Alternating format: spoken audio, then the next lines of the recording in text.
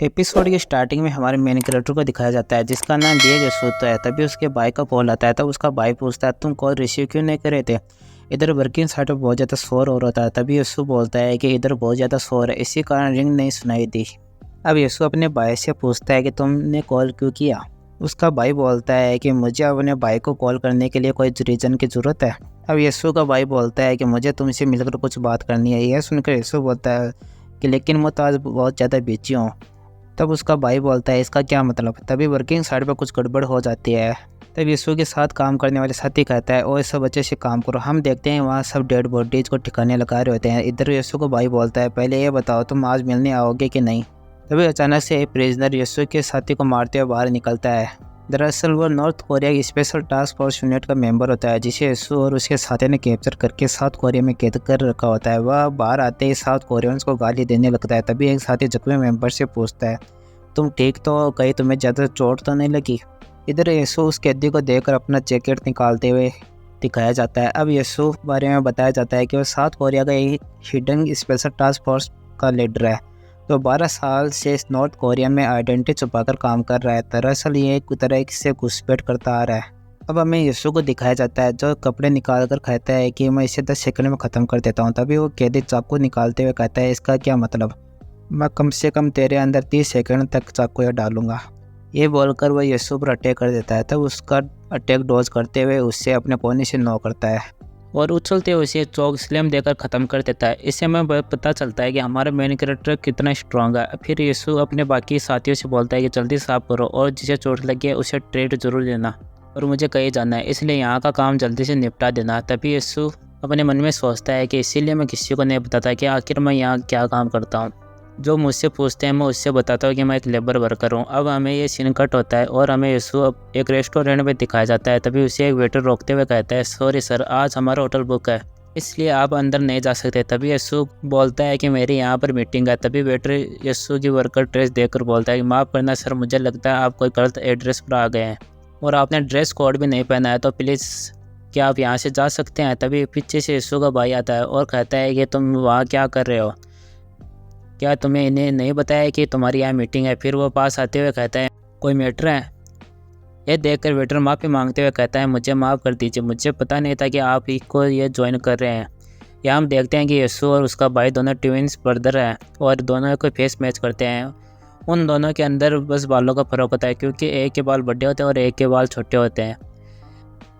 Waiter को माफ़ी मांगते हुए देखकर यीशु कहता है कि जाने दो, अब हमें मीटिंग में चलना चाहिए। और ये सीन कट होता है। अब हमें यीशु के साथियों को दिखाया जाता है जहाँ एक मेंबर चिल्लाकर बोलता है 3 महीने बाद एक पार्टी मिली है, वो भी फ्रोजन पो, क्या आखिर हमारे साथ ऐसा क्यों होता है। तभी दूसरा बोलता है मैनेजर ने हमें यहाँ वेट करने को बोला है, शायद वो हमारे लिए कुछ अच्छा खाने के लिए ला रहा था। तीसरा बोलता है कि मैंने खुश हूँ कि मुझे इतने दिनों बाद मीट खाने को मिल रहा है। तभी दूसरा बोलता है तुम्हें जितना खाना है खा लो। तब पहला मेंबर बोलता है मुझे मैनेजर को फॉलो करना चाहिए, तो पक्का वो कुछ अच्छा खा रहे होंगे। तभी वहाँ कुछ कार आकर रुकते हैं जिसे देखकर एक मेंबर चिल्लाते हुए बोलता है कि मैनेजर आ गए। उनमें से एक बोलता है कि मैनेजर आ गए हैं और उन एक बोलता है वेलकम एक मैनेजर, हमने आपके आने से पहले खाना स्टार्ट कर दिया। तभी मैनेजर बोलता है कि कोई बात नहीं, मुझे एक इम्पोर्टेंट मीटिंग में जाना पड़ा, उन्हें मुझसे कुछ इंपॉर्टेंट बात करनी थी। पूछते ही लीडर यीशु कहाँ पर है। तब एक मेंबर बोलता है कि वो अपने पर्सनल रीजन्स के कारण यहाँ नहीं है। तो मैनेजर बोलता है शिट, अब ये काम और भी मुश्किल हो गया है। मैनेजर अपने पॉकेट से गन निकालते हुए एक मेंबर को शूट कर देता है। अचानक ये देखते हुए बाकियों को समझ नहीं आता आखिर ये क्या हो रहा है। तभी बाकी के कार से सोल्जर्स निकलते हैं, उन पर अंधाधुंध गोलियां चला देते हैं। तभी मैनेजर बोलता है कि आज मुझे अपने छोटे से स्पेशल टास्क यूनिट को ख़त्म करना पड़ा, मुझे ऊपर से ऑर्डर मिला है। तब उन सब को गोलियों से लगते हुए दिखाया जाता है। मैनेजर बोलता है कि तुम सबको ब्लैक आउट करने की और मुझे वो उन्हें शूट करने लगता है। यह सीन यही कट होता है। अब हमें यीशु और उसके भाई को रेस्टोरेंट में दिखाया जाता है जहाँ उसका भाई बोलता है कि यीशु क्यों ना हम मिलकर काम करें, आखिर तुम्हारे जैसे सोल्जर लेवल ड्रेस में क्यों करा है। तभी यीशु बोलता है कि मिलिट्री को मेडिसिन प्रोवाइड कराता हूँ, मैं एक मिलिट्री एंड सिविलियन हूँ। तब उसका भाई बोलता है आज के ज़माने में भी ऐसी पोस्ट होती हैं और कहता है कि मैं अपने बिजनेस से मिलियंस पैसे कमा रहा हूँ और यहाँ मेरा भाई जो डेली दिहाड़ी पर मजदूरी कर रहा है और ये देखकर मैं कैसे शांत रह सकता हूँ। तुम्हें मेरे बिजनेस में ज़्यादा काम नहीं करना, बस कुछ रेस्टोरेंट को संभालना है। तभी यीशु बोलता है ठीक है, मैं इसके बारे में सोचूंगा। तभी यीशु के पास उसके साथी का कॉल आता है। यीशु बोलता है कि क्या बात है। तभी उसका साथी बोलता है कि लीडर क्या आपने खाना खा लिया। तभी यीशु बोलता है तुम्हारी आवाज़ को क्या हुआ, तुम तो ठीक तो हो। तभी वो बंदा बोलता है मुझे आज कुछ ज़्यादा ही टेस्टी फूड खा लिया वह आपके बिना, इसलिए मुझे अच्छा फील नहीं हो रहा है। तभी यीशु बोलता है मजाक बंद करो और बताओ क्या बात है। तभी वो बताता है कि मैनेजर ने हम सबको ब्लैकआउट कर दिया और उसने हमारे पूरे प्लेट को ख़त्म कर दिया। यह सुनकर यीशु बहुत ज़्यादा टेंशन में आ जाता है और उससे पूछता है तुम अभी कहाँ हो, वो वहाँ जल्दी बताओ, वहाँ पर आ रहा हूँ। तभी उसका साथी बोलता है तुम जहाँ भी हो वहाँ से भाग जाओ, तुम्हें वो ढूंढते हुए वहाँ आ रहे हैं। अब हमें रेस्टोरेंट में मैनेजर के आदमियों को दिखाया जाता है जो अंदर जा रहे होते हैं। तभी वेटर उन्हें रोकते हुए बोलता है सॉरी सर, आप अटेंड नहीं कर सकते। लेकिन वह बंदे उस वेटर का गला काट देता है और हॉल में यीशु का भाई हेड डाउन करके लेटा होता है। तभी वहाँ कोई आता है और उसे लगता है कि उसका भाई है, लेकिन वह मैनेजर के बंदे होते हैं। दरअसल यीशु का उसका भाई सेम फेस है, इसलिए उन्हें लगता है कि यीशु है और वे मानने के लिए तैयार हो जाते हैं। यीशु भागते हुए आकर एक एक करके सबको मारने लगता है, अपना चाकू निकालकर फाइट करने के लिए रेडी हो जाता है। अब हमें मैनेजर को दिखाया जाता है जो एक बंदे से पूछता है क्या यीशु मारा गया। तब उसका भाई बोलता है कि हमने अभी एक नए यूनिट को भेजा है उसे मारने के लिए, जल्दी काम हो जाएगा। तब मैनेजर बोलता है उसके लिए एक यूनिट इनफ नहीं है और भेजो। यीशु उसको कुत्ते की तरह मार रहा होता है। तभी हमें दिखाया जाता है कि यीशु का बड़ा भाई उससे भी पूरी तरह सोल्जर्स को मार रहा होता है। लिटरली वह किसी साइको किलर से कम नहीं दिख रहा था। यीशु भी उसे देखकर हैरान था। अब और बोलता है कि ह्यून क्या तुम ठीक हो। योंग एक सोल्जर गला काटते हुए बोलता है कि तेरी हिम्मत कैसे हुई मेरी मीटिंग ख़राब करने की। फिर उसका गला काटते हुए उससे कहता है कि यीशु आखिर क्या चल रहा है, क्या ये आजकल के गैंग्स इस टाइप के वेपन यूज़ कर रहे हैं। तभी एक सोल्जर्स के फ़ोन की आवाज़ आती है यीशु को मार दो अभी दिखे। ये सुनकर योंग टोटली रेंज मोड में आ जाता है और बोलता है कि तुम सब किसे मारना चाहते हो। ये सीन कट हो जाता है। अब हमें योंग को बाथरूम में दिखाया जाता है। तभी यीशु उससे आकर पूछता है योंग क्या आप ठीक हैं। तब योंग बोलता है क्या ये सब तुम्हारे गेस्ट है। अब हमें यीशु और उसके भाई को कार में दिखाया जाता है जहाँ वो हजम नहीं कर पा रहा था कि उसका छोटा भाई एक हिडन नॉर्थ कोरिया सोल्जर है। फिर वो अपने बाल बांधते हुए कहता है अच्छा तो तुम एक सोल्जर नहीं बल्कि खबरी हो, बल्कि ऐसा लग रहा है जैसे खबरी नॉर्थ कोरिया में जाकर लोगों को मारता है। तभी यीशु बोलता है तुम भी कोई बिजनेसमैन है बल्कि एक गैंगस्टर हो, वो भी बॉस ऑफ टेंशन। ये एक बहुत ही खतरनाक गैंग है। तब योंग बोलता है मुझे बिलीव नहीं हो रहा मेरा जुड़वा भाई की लाइफ इतनी ज़्यादा इंटरेस्टिंग है। तभी यीशु अचानक से बोलता है मुझे यहीं ड्रॉप कर दो। तभी योंग उससे पूछता है तुम्हें अचानक से क्या हो गया।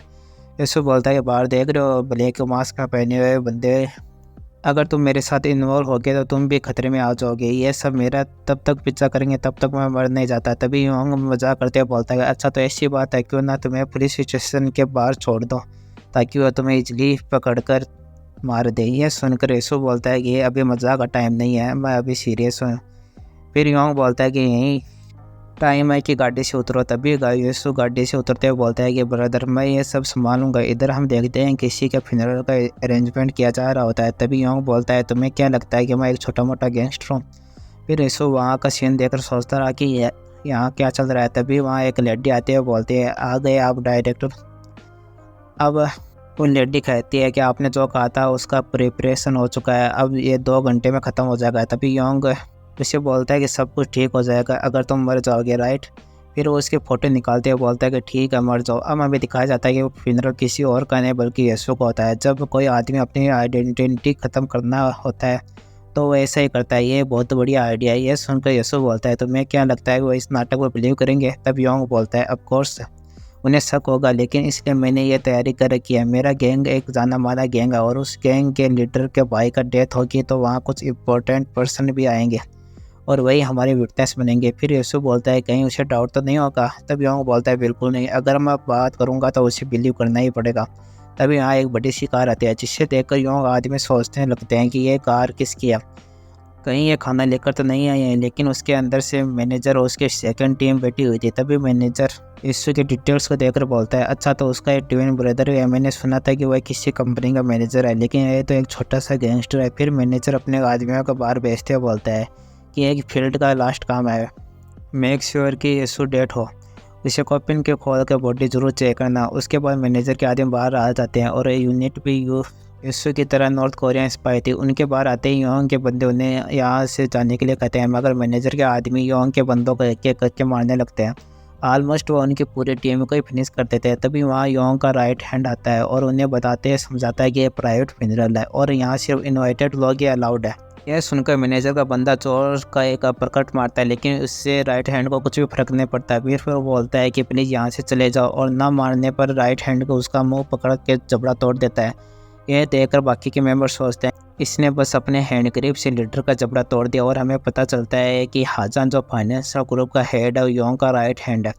फिर हाजान सबको पकड़कर हाथों से मारने लगता है और कुछ ही मिनट्स में उन्हें ख़त्म कर देता है। इधर मैनेजर यह सब देखकर सोचता है कि सीट कितने सारे होकर भी एक बंदे को संभाल नहीं पाए, मुझे अब खुद ही देखना पड़ेगा। मैनेजर बाहर निकलते हुए बोलता है कि इस मैच को क्रिएट करने के लिए माफ़ करना है, यहाँ लड़ने के लिए नहीं आए थे, आपको कोई गलतफहमी हो गई। फिर वो अपना कार्ड दिखाते हुए बोलता है कि मैं यीशु का बॉस था, मैं तो यहाँ बस प्रे करने आया था। अब हमें चान योंग को देखकर इशारा करता है, फिर योंग उसे परमिशन दे देता है। तब मैनेजर को प्रे करते हुए दिखाया जाता है, जहाँ वो अगरबत्ती जलाते हुए सोचता है क्या यीशु सच में मर गए। इधर योंग पुरानी बात याद करता है, जहाँ वो यीशु को अपना प्लान बता रहा होता है। वो बोलता है कि तुम्हारा मैनेजर यही है, और कहता है कि वो सबको धोखा देता है और लोगों को मरवाता है। तब यीशु का भाई बोलता है कि उसके साथ क्या करो तुम बताओ, क्या मुझसे मार दो। तब यीशु बोलता है कि कुछ नहीं करना, मैं अपने आप ही देख लूँगा। अब हमें बताया जाता है जो बंदा योंग बनकर बैठा होता है दरअसल वो यीशु होता है, जो नाइफ निकालते हुए बोलता है कि चीफ चलो किसी दूसरे रूम में चलकर बात करते हैं, मुझे आपसे कुछ बात करना है। फिर योंग उससे पूछता है कि तुम्हें पता है कि ये क्या है। मुझे ये एक डेड बॉडी के पास से मिला और ये कहना चाहते हैं कि तुम्हें अभी एक अच्छा सा एक्सप्लेनेशन देना है। अगर मुझे वो बात पसंद नहीं आए तो यह चाकू तुम्हारे बॉडी के अंदर मिलेगा है। अब ये बताओ मेरे भाई को किसने मारा। यह सुनकर चीफ सोचता है क्या यीशु सच में मर चुका है। वो कहता है कि आप शांत हो जाइए, वो एक मिशन के द्वारा मर गया था।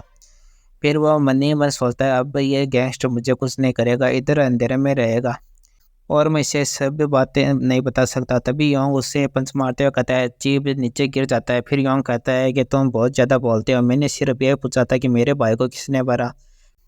फिर योंग चीफ को नाइफ मारने वाला होता है, तभी वहाँ उसकी सेक्रेटरी आकर उसे रोक देती है और उस पीछे उसे राइट हैंड चीफ के पास जाकर कहता है आपका यहाँ से जाने में भलाई है। योंग चिल्लाकर कह रहा था कि तू वही रुक, मैं तुझे मार दूंगा। अब योंग को एक रूम में दिखाया जाता है जहाँ वो चिल्ला रहा होता है आखिर मेरे भाई को किसने मारा। उसके सिगरेट बता रही थी कि अपने सोल्जर का हल्का मूव कीजिए। फिर ये देखकर यीशु उससे पूछता है आखिर तुम क्या कर रहे हो। फिर योंग बोलता है कि हम एक अच्छे से एक्टिंग करनी सीख रहे हैं, हम अच्छे से एक्टिंग करना सीख रहे हैं। क्या तुम्हारे सेक्टर वाले इतना भी नहीं सिखाया कि अपने आइडेंटिटी को कैसे आईडी करते हैं। वैसे तुम अपना एड्रेस दे सकते हो कि वहाँ पर जीपीएस लगाकर आ जाऊँगा। यह सुनकर यीशु खुश होता है और उसका इससे टाइम बहुत बच जाएगा। फिर योंग कहता है कि देखते हैं क्या वो सब यहाँ पर आ जाए, और आ जाएंगे तो उन्हें अच्छे से ट्रीटमेंट देना पड़ेगा। तभी यीशु यह सुनकर वहाँ से जाने लगता है, यह कहते हुए कि यहाँ पर हमेशा के लिए छुप नहीं सकता। फिर योंग कहता है कि तुम कहाँ जा रहे हो। यह सुनकर यीशु कहता है तुमने पूछा था कि मैं फ्यूनरल हॉल में एक्टिंग कर रहा था, मगर मैं एक्टिंग नहीं कर रहा था, मैं इस चीफ को असली में मारने वाला था। अब ये बात क्लियर हो जाती है कि चीफ से बात कर रहा था वो यीशु ही होता है। फिर योंग उससे पूछता है क्या तुम बाहर जाकर अनाउंस करना चाहते हो कि तुम जिंदा हो। फिर उसका समझाता है क्यों ना तुम यहीं रह जाओ और बाहर जाकर कोई प्रॉब्लम क्रिएट ना करो, अगर तुम आराम से सर्वाइव कर पाओगे क्यों ना तुम मेरे साथ काम कर लो। फिर यीशु पूछता है कि तुम चाहते हो कि मैं यहाँ छुप कर रहूँ और गैंगस्टर बन जाऊँ। फिर यूँ कहता है कि हाँ सही है, तुम भी गैंगस्टर बन जाओ, वैसे भी हम दोनों का काम सेम है, दूसरों को मारना। फिर यीशु बिना कुछ कहे वहाँ से चला जाता है। यह देखकर योंग टेंशन में कहता है कि हम दोनों ट्यून नहीं हो सकते, और अपने राइट हैंड को यीशु पर नज़र रखने के लिए कहता है क्योंकि उससे बिलीव था कि ये फिर से कुछ उल्टा काम करेगा। अब हमें यीशु को रोड पर दिखाया जाता है जहाँ यीशु का राइट हैंड से पूछता है कि तुम मेरा पीछा कब तो करोगे। फिर राइट हैंड बोलता है ये बॉस का ऑर्डर है, और हमें दिखाया जाता है सिर्फ राइट हैंड ही नहीं बल्कि उसके पीछे बहुत सारे कार होते हैं यीशु को एक प्रोटेक्ट करने के लिए। फिर हमें दिखाया जाता है नाइफ लेकर एक बंदा यीशु का पीछा कर रहा था, और ये सीन यहीं कट होता है। अब हमें चीफ को कॉल पर दिखाया जाता है जहाँ वो किसी को कॉल कर उस पर नज़र रखने के लिए कह रहा था। फिर वो सोचता है कि यीशु का भाई ऐसा स्प्रे बना रहा था कि जैसे वो मुझे मार डालेगा। ऐसा लग रहा है कि जैसे उसे कुछ तो पता है। तभी उससे कोई टकराता और कहता है कि पीछे मत देखना अगर तुम अपनी बेटी को सही सलामत देखना चाहते हो। फिर वो चीफ कहते हैं तुम्हें क्या चाहिए, तुम सब कुछ देने के लिए तैयार हो, मगर अब मेरी बेटी को कुछ भी मत करना। फिर वो कहते हैं मुझे जो चाहिए वो मेरे डैड है। ये चीफ की बेटी होती है, उसकी बेटी कहीं जा रही होती है और वो पूछती है कि तुम्हें आने में कोई प्रॉब्लम नहीं हुई। यह देखकर उनकी बेटी कहती है सीट बहुत ज़्यादा स्टफ थी और मैंने अपने पैर स्ट्रेच भी नहीं कर पाई थी। ये सुनकर चीफ कहते हैं मुझे माफ़ करना, नेक्स्ट टाइम श्योर करूँगा तुम अच्छे से ट्रैवल करो। फिर उसकी बेटी गले लगते हुए कहती है ट्रैवल करना मुश्किल था क्योंकि आपको मिस कर रही थी। यह सुनकर चीफ कहता है कि मैं नेक्स्ट टाइम प्लेन को तेज और जल्दी उड़ने को कहूँगा। तभी उसकी बेटी कहती है ये हुई ना कोई एजेंट की बात। यह सुनकर चीफ कहते हैं मैं तो सिर्फ वाइट कॉलर पहनकर दिन भर पेपर वर्क करता हूँ। यह सुनकर उनकी बेटी पूछता है मतलब आप फाइट नहीं करते? फिर चीफ बोलते हैं कि मैंने कभी फाइट नहीं किया और ना ही मैं फाइट में इन्वॉल्व होता हूँ। तब हमें योंग को और कहा जाता है और वो अपनी सेक्रेटरी से कहता है कि मेरा सिगरेट खत्म हो गया है इसलिए मैं कुछ खरीदना चाह रहा हूँ। यह सुनकर वह कहती है आप यहीं रुकिए मैं खरीद कर ला देती हूँ। फिर योंग कहता है मुझे अपने साथ चलने दो, मुझे भी फ्रेश एयर लेना है और तुम्हारा अकेला जाना खतरनाक है और ऐसा भी नहीं है कि मैं अपने गार्डियन के बिना कहीं नहीं जा सकता। यह सुनकर सेक्रेटरी कहती है ऐसी बात नहीं है मगर आपका इस टाइम बाहर निकलना खतरनाक है। फिर योंग कहता है ऐसी बात है। फिर हम ऐसा करता है कि हम सेक्रेटरी और योंग को लिफ्ट में दिखाया जाता है जो योंग सेक्रेटरी का हाथ पकड़ते हुए कहते हैं अब हमें बाहर सिगरेट खरीदने जा सकते हैं। यह सुनकर सेक्रेटरी प्लस करते हुए कहती है हाँ। फिर वो सभी बॉडीगार्ड को बोलता है कि ये मेरी सिस्टर है इसे हेलो बोलो। यह सुनकर उनका गुड इवनिंग मैडम कहते हैं। फिर योंग उससे पूछता है कि मेरी सिस्टर पहले से ज़्यादा प्रिटी नहीं हो गई है? यह सुनकर बॉडीगार्ड कहता है आप और मैडम दोनों बहुत प्रिटी लग रहे हो। फिर योंग ऑर्डर देते हुए कहता है जिसने भी मैडम बोला है वो एक लाइन में खड़े हो जाओ। फिर वो एक के पास जाकर पूछता है तुम कौन हो, क्या तुम चीफ के आदमी हो? यह सुनकर वो कहता है आप किसी के बारे में बात कर रहे हो। फिर वो अपना वेपन निकाल कर योंग पर हमला कर देता है।